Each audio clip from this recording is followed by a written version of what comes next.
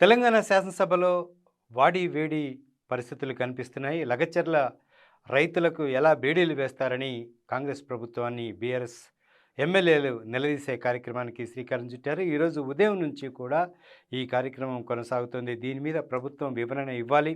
రైతుకు ఎలా బేడీలు వేస్తారనే కోణంలో బీఆర్ఎస్ ఎమ్మెల్యేలు అసెంబ్లీలో బైఠాయించే కార్యక్రమాలను అడ్డుకునే ప్రయత్నం చేసిన సందర్భం. ప్రస్తుతానికి శాసనసభ లోపలి గేట్ దగ్గర బైఠాయించి నిరసన తెలుపుతున్న సందర్భం కనిపిస్తోంది. లగచర్ల సంఘటన మీద చర్చకు స్పీకర్ అనుమతించాలి అనే కోణంలో వీళ్ళు బీఆర్ఎస్ ఎమ్మెల్యేలు డిమాండ్ చేస్తున్న పరిస్థితి.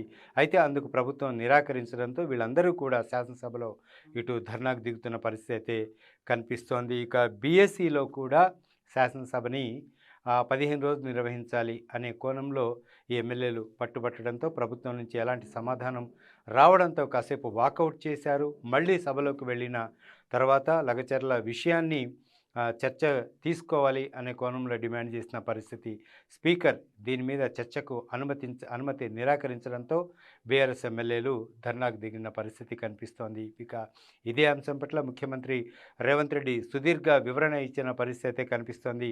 గత బీఆర్ఎస్ ప్రభుత్వంలో రైతుల పట్ల ఎలా వ్యవహరించారు పోలీసులు, ఖమ్మంలో ఏం జరిగింది, ఖమ్మంలో మిర్చి రైతుల పట్ల కేసీఆర్ సర్కార్ ఎలా వ్యవహరించింది అనే అంశాన్ని కూడా సభలో క్రిస్టల్ క్లియర్గా రేవంత్ రెడ్డి చెప్పిన పరిస్థితి. అయినప్పటికీ కూడా బీఆర్ఎస్ ఎమ్మెల్యేలు ధర్నాకి దిగడంతో మార్షల్స్ని రంగప్రవేశం చేయాల్సిన పరిస్థితులు నెలకొన్నాయి. మొత్తానికి శాసన సభలో ఉద్రిక్త వాతావరణం అయితే ఇంకా కొనసాగుతోంది. చూడాలి, ఎమ్మెల్యేలను మార్షల్స్ చేత మొత్తం సభ ఆవరణకి బయటకు పంపిస్తారా, లేకపోతే ఇంకెలాంటి చర్యలు తీసుకుంటారు అనే అంశం పట్ల ఉత్కంఠ నెలకొంది. స్పీకర్ ఈ విషయంలో ఆచితూచి స్పందిస్తున్న పరిస్థితి కనిపిస్తోంది. ఇక మంత్రులు, సభాపతి రేవంత్ రెడ్డి కూడా ఈ అంశం పట్ల ఆచితూచి వ్యవహరిస్తున్న పరిస్థితి కనిపిస్తోంది.